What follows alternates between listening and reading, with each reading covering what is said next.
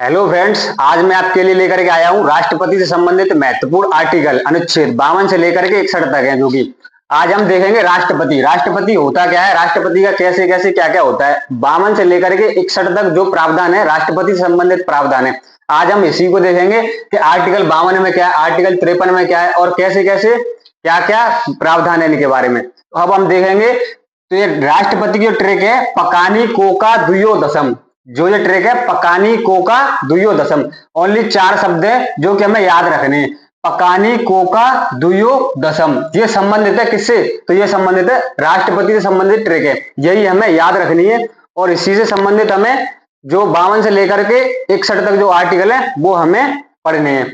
तो आर्टिकल 52 में क्या है, आर्टिकल जो 52 है उसमें है राष्ट्रपति का पद।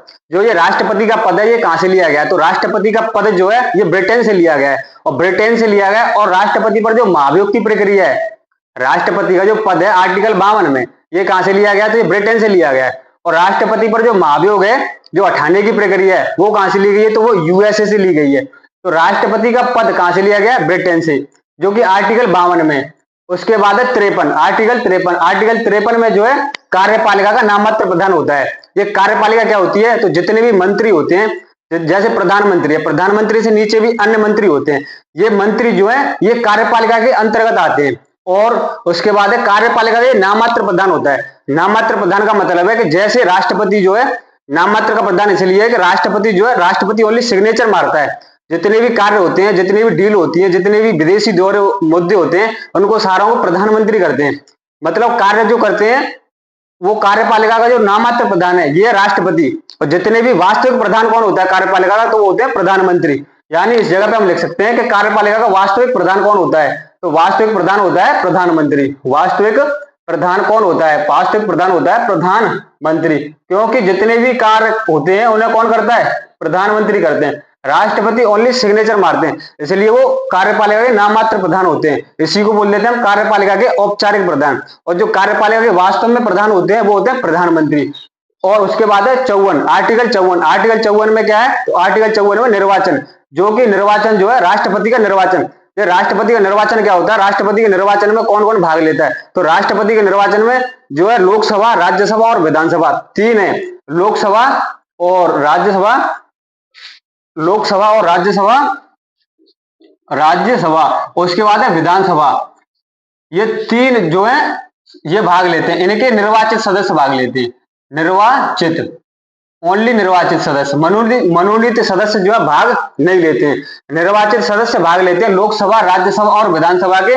इसमें विधान परिषद के सदस्य जो भाग नहीं लेते हैं। विधान परिषद यहाँ पर लिख देता हूं, विधान परिषद के सदस्य भाग नहीं लेते हैं। ओनली लोकसभा, राज्यसभा और विधानसभा के सदस्य भाग लेते हैं। उसके बाद है आर्टिकल 55। 55 में क्या है? कोटा, राष्ट्रपति का कोटा।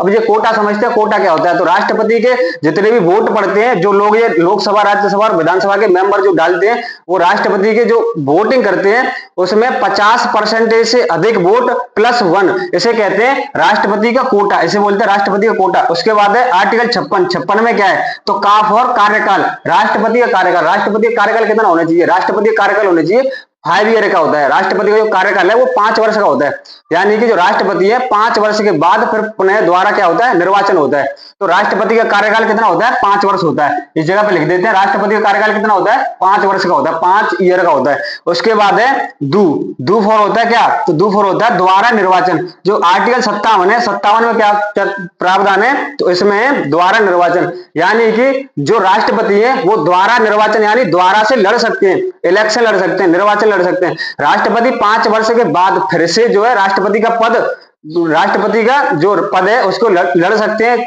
चुनाव लड़ सकते हैं। उसके बाद है कौन? उसके बाद है 58। 58 में क्या है? योग्यता बनने के लिए, योग्यता बनने के लिए, यानी कि राष्ट्रपति बनने के लिए क्या क्या योग्यता होनी चाहिए? तो भारत का राष्ट्रपति होना चाहिए, वो भारत का नागरिक होना चाहिए। और सॉरी, मैं भारत का राष्ट्रपति बोलेगा हूं। भारत का राष्ट्रपति बनने के लिए भारत का नागरिक होना चाहिए, उसकी आयु 35 वर्ष होनी चाहिए। और उसके बाद है आर्टिकल 59। 59 में क्या है? तो 59 में दे फॉर दशाएं, कंडीशन क्या होनी चाहिए? तो जो भारत का राष्ट्रपति बनने जा रहा है वो पागल ना हो, वो दिवालिया ना हो। अब ये दिवालिया क्या होता है? तो दिवालिया वो होता है जैसे किसी बैंक का लोन ना ले रखा हो, किसी का कर्जा ना हो, ये होता है दिवालिया। पागल तुम समझ रहे हो कि पागल क्या?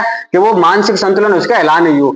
वो अच्छे से समझता हो सारी चीजें। उसके बाद है 60। 60 में क्या है? शपथ। शपथ का प्रावधान जो है, शपथ जो है आर्टिकल 60 में राष्ट्रपति से संबंधित जो शपथ है वो आर्टिकल 60 में राष्ट्रपति से संबंधित शपथ है।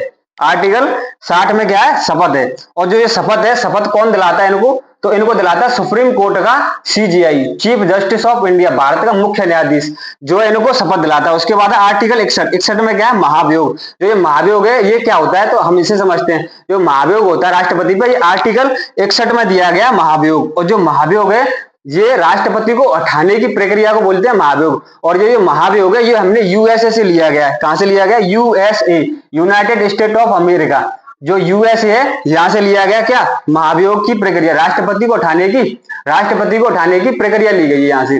तो ये जो राष्ट्रपति को उठाने की जो प्रक्रिया है इसमें कौन कौन भाग लेता है, कौन कौन से सदस्य भाग लेते हैं? तो इसमें कौन कौन सदस्य भाग लेते हैं? तो यहाँ पे इनको निर्वाचन के लिए, जब हमने निर्वाचन करवाया था राष्ट्रपति का, तो लोकसभा, राज्यसभा, विधानसभा के जो सदस्य थे उन्होंने इनके निर्वाचन में भाग लिया था, इनको चुना था कि राष्ट्रपति कौन बनेगा। लेकिन जब इन्हें हटाने की बात आती है तो यहाँ से विधानसभा भाग नहीं लेती है, लोकसभा और राज्यसभा भाग लेती है। ओनली लोकसभा लेती है भाग और राज्यसभा लेती है भाग। और ये लोकसभा और राज्यसभा है यहाँ पे निर्वाचित सदस्य भाग लेते थे निर्वाचन में। जब हटाने की बात आती है तो लोकसभा, राज्यसभा, इनके निर्वाचित और मनोनीत सदस्य जो है भाग लेते हैं। निर्वाचित और प्लस मनोनीत दोनों भाग लेते हैं, निर्वाचित और मनोनीत। मनोनीत कौन होते हैं? जिनके लिए जो निर्वाचन नहीं करते हैं, राष्ट्रपति डायरेक्ट चुनाव चुन लेते हैं, उन्हें बोलते हैं मनोनीत। तो दोस्तों आज यही था 52 से लेकर के 61 तक। एक बार और फिर देख लेते हैं।